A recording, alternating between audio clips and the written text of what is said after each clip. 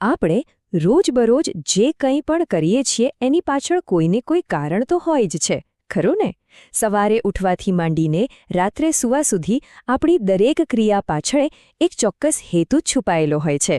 તો ચાલો આજે આ સમજૂતીમાં આપણે આપણી ક્રિયાઓ પાછળના એ જ શા માટેને સમજીએ અને એના બે મુખ્ય પાસા આર્થિક અને બિનઆર્થિક પ્રવૃત્તિઓ વચ્ચેનો તફાવત જાણીએ. 1 મિનિટ માટે વિચારો, આજે શું કર્યું? કદાચ સવારે ઉઠીને ઓફિસ ગયા, કોઈ ક્લાયન્ટને ફોન કર્યો, પછી સાંજે મિત્રની મદદ કરી કે પછી ઘરમાં કોઈનું ધ્યાન રાખ્યું. આ બધી જ ક્રિયાઓ પાછળનો મુખ્ય હેતુ શું હતો? શું એ પૈસા કમાવા માટે હતી કે પછી એમાંથી ફક્ત દિલને ખુશી અને સંતોષ મળતો હતો? આ સવાલનો જવાબ જ આપણી પ્રવૃત્તિઓને વ્યાખ્યાયિત કરે છે. તો આપણે જે કંઈ પણ કરીએ છીએ ને એને મૂળભૂત રીતે બે જ ભાગમાં વહેંચી શકાય છે. એક, એવા કામો જે આપણને પૈસા અને સુવિધાઓ તરફ દોરી જાય, અને બીજા એવા કામો જે આપણને મનની શાંતિ અને સંતોષ આપે છે. ચાલો આ બંને શ્રેણીઓને થોડું ઊંડાણપૂર્વક સમજીએ. ઓકે, તો પહેલી છે આર્થિક પ્રવૃત્તિ. નામ પરથી જ ખ્યાલ આવી જાય, આનો સીધો સંબંધ પૈસા સાથે છે.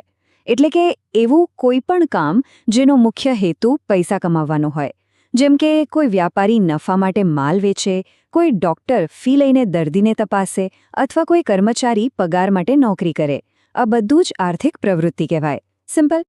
અને હવે સિક્કાની બીજી બાજુ, બિનઆર્થિક પ્રવૃત્તિ. અહીં પૈસાની કોઈ વાત જ નથી. અહીં તો બસ પ્રેમ, લાગણી અને સમાજ માટે કંઈક કરવાની ભાવના જ કામ કરે છે. જેમ કે એક માં પોતાના બાળકને ઉછેરે છે, કોઈ રક્તદાન કરે છે, કે પછી આપણે કોઈની નિસ્વાર્થ ભાવે મદદ કરીએ છીએ. આ બધી ક્રિયાઓ પાછળનો હેતુ આત્મસંતોષ હોય છે, પૈસા નહીં.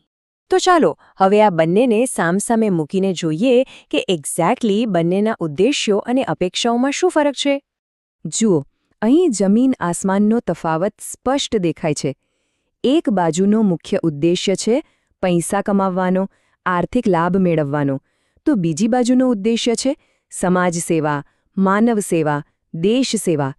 એક પ્રવૃત્તિ ભૌતિક જરૂરિયાતો પૂરી કરે છે, તો બીજી આત્મિક શાંતિ આપે છે. અને ઉદ્દેશ્યની જેમ જ વળતરની અપેક્ષા પણ સાવ અલગ છે.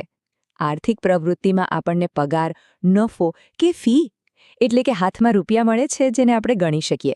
પણ બિનઆર્થિક પ્રવૃત્તિમાં જે વળતર મળે છે ને એ છે મનની શાંતિ, કોઈની દુઆ, એક અનેરો સંતોષ, અને એને કોઈ માપી ના શકે. ઓકે, તો હવે એ જોઈએ કે વાસ્તવિક દુનિયામાં આ પ્રવૃત્તિઓના કેવા પ્રકારો હોય છે. અહીં એક બહુ મજેદાર વાત છે. જે આર્થિક પ્રવૃત્તિઓ છે ને એના ચોક્કસ પ્રકારો છે, એનું એક માળખું છે. પણ બિનઆર્થિક પ્રવૃત્તિના ના, એના કોઈ નક્કી પ્રકારો નથી. અને કેમ હોય? કારણ કે પ્રેમ, દયા કે સેવાને કોઈ ચોકઠામાં ફિટ ન કરી શકાય, બરાબર ને? એ તો દિલમાંથી આવે છે અને એના સ્વરૂપ અનંત હોઈ શકે. તો આર્થિક પ્રવૃત્તિના મુખ્યત્વે આ 3 પ્રકારો છે. પહેલું, ધંધો એટલે કે બિઝનેસ, જેમ કે કોઈ દુકાન ચલાવવી કે ફેક્ટરી. બીજું, વ્યવસાય એટલે કે પ્રોફેશન, જેમાં ડોક્ટર, વકીલ જેવા લોકો પોતાની ખાસ આવડતથી સેવા આપે છે. અને ત્રીજું છે રોજગાર એટલે કે નોકરી, જ્યાં લાખો લોકો કોઈના માટે કામ કરીને પગાર મેળવે છે. હવે એક બીજી બહુ જ મહત્વની વાત, રિસ્ક એટલે કે જોખમ. સાવ સીધી વાત છે. આર્થિક પ્રવૃત્તિમાં હંમેશા જોખમ અને અનિશ્ચિતતા રહેલા છે. ધંધો શરૂ કરો તો નફો પણ થાય અને નુકસાન પણ, કશું નક્કી નહીં. પણ જ્યારે તમે કોઈની મદદ કરો છો કે બગીચામાં છોડને પાણી આપો છો, ત્યારે એમાં કોઈ આર્થિક જોખમ હોય? ના, બિલકુલ નહીં. એમાં તો ફક્ત સંતોષ જ મળે. ચાલો, અત્યાર સુધી આપણે જે પણ અલગ-અલગ મુદ્દાઓ પર વાત કરી એ બધાને હવે એકસાથે ભેગા કરીને આખી વાતને બરાબર સમજીએ. તો આ રહ્યું આપણી આખી ચર્ચાનું સમરી. અહીં તમે એક જ નજરમાં જોઈ શકો છો કે આ બંને પ્રવૃત્તિઓ કેવી રીતે અલગ પડે છે. એક બાજુ ઉદ્દેશ્ય છે પૈસા, તો બીજી બાજુ સેવા. એકમાં અપેક્ષા છે નફાની, તો બીજામાં સંતોષની. એકના ચોક્કસ પ્રકારો છે, બીજાના નથી. અને એકમાં જોખમ છે, જ્યારે બીજામાં નથી. એકદમ ક્લિયર, બરાબર ને? પણ છેવટે સૌથી અગત્યની વાત એ છે કે આપણું જીવન ફક્ત કાળું કે સફેદ નથી હોતું. આપણે કોઈ મશીન નથી જે ફક્ત પૈસા માટે કામ કરે, અને આપણે કોઈ સંત પણ નથી જે બધું છોડીને ફક્ત સેવા જ કરે.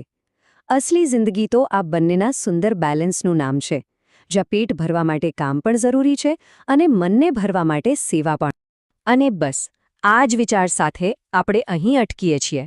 પણ એક સવાલ, આપણા પોતાના જીવનમાં આ બંને વચ્ચેનું સાચું બેલેન્સ શું છે? એવું કયું સંતુલન છે જ્યાં ભૌતિક જરૂરિયાત પણ પૂરી થાય અને આત્મિક શાંતિ પણ મળે? આનો જવાબ બીજું કોઈ નહીં, આપણે જાતે જ શોધવાનો છે. વિચારવા જેવી વાત છે ને?